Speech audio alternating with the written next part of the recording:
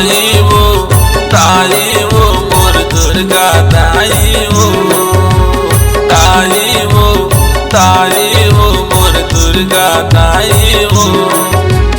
नौ नौ रूप धरे महामाई दुर्गा ताई वो, नौ नौ रूप धरे महामाई दुर्गा ताई वो।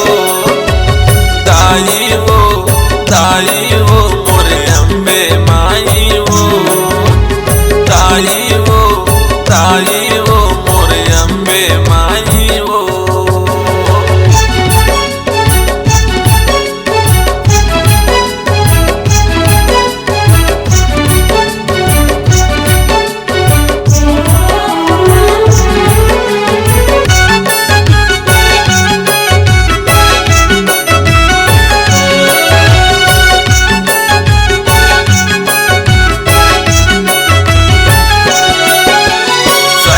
पुत्री ब्रह्मचारिणी चंद्रघंटा कहाए वो। निर्मल छैहा अनुशासन धन रोजगार दिलाए वो।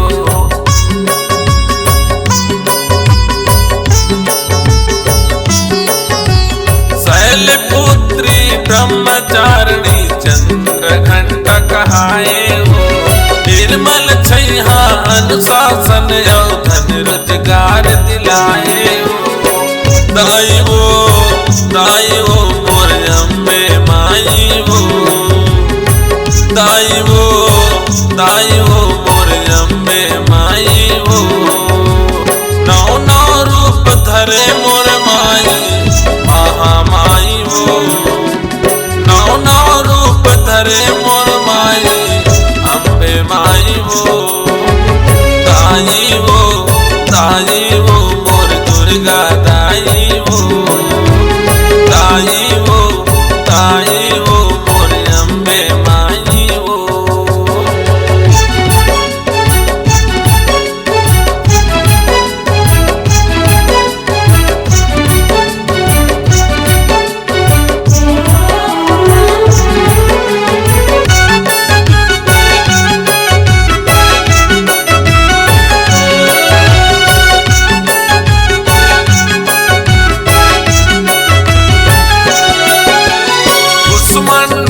स्कंद माता कात्यायनी कहाए वो। भय मुक्ति और शक्ति दाता वरदानी तय कहाए वो।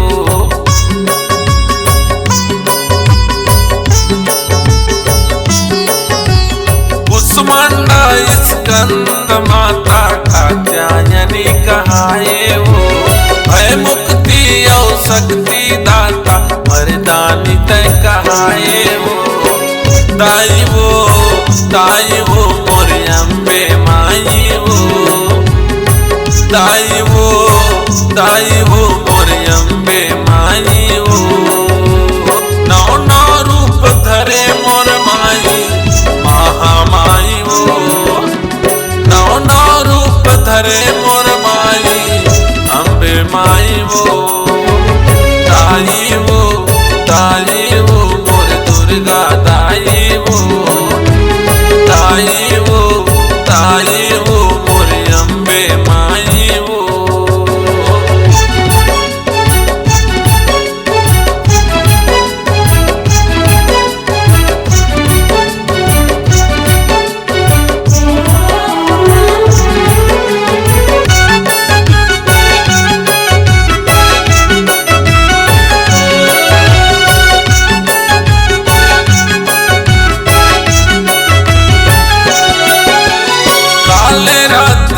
महागौरी सिद्धिदात्री कहाए वो। कार्य सिद्धि मनोकामना सबके पूरा कराए वो।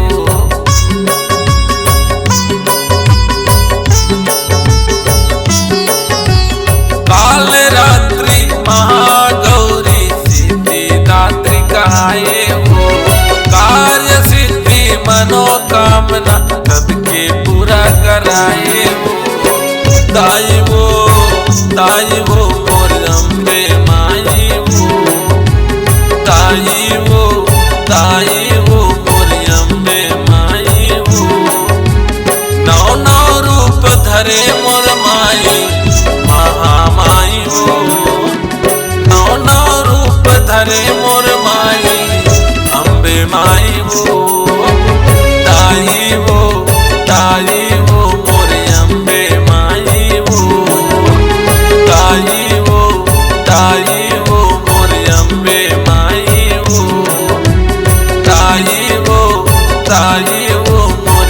दुर्गा दाई हो, ताई हो, ताई हो मोर काली माई हो, ताई हो, ताई हो मोर अम्बे भवानी हो। नमस्कार दोस्तों, नए नए छत्तीसगढ़ी गाने सुनने और देखने के लिए हमारी वीणा म्यूजिक को सब्सक्राइब करें और बेल आइकॉन के बटन को क्लिक करें।